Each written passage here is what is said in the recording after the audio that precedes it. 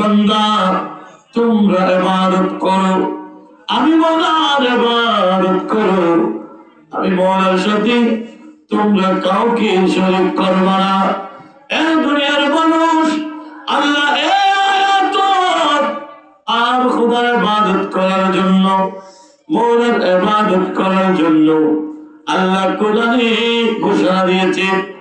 আপনাকে আমাকে যখন প্রশ্ন করা হবে, আল্লাহ এই আয়াতে ইবাদত করার জন্য বলেছেন, কোন ইবাদত করব? আপনিও জানবেন না, আমিও জানবো না। এই ইবাদত সম্পর্কে প্রশ্ন করতে হবে আমার মওলাকে।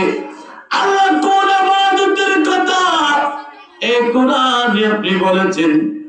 আল্লাহকে যখন প্রশ্ন করা হবে, এই কোরআনের আয়াতে যখন আপনি তাফসীরে যাবেন, কোন ইবাদতের কথা বলেছেন, আল্লাহ এখানে তো ডাইরেক্ট ভাবে ইবাদত, কোন ইবাদত করবে সেটা বলে দেয় নাই।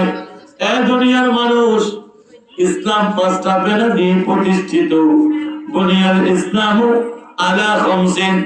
এই দুনিয়ার মানুষ, ইসলামের বেলা হলো পাঁচটা, তার মধ্যে হলো আশহাদু আল্লা ইলাহা ইল্লাল্লাহ ওয়া আন্না মুহাম্মাদুর রাসূলুল্লাহ।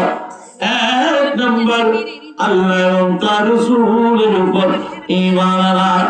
ঈমানের পরে ইবাদতের লিস্ট যখন করলে দেখা যায় যে ইবাদত পাওয়া যাবে, এই ইবাদত হলো এক নম্বরে সালাতের কথা বলেছেন। ও কিছু বলুন না সুবহানাল্লাহ।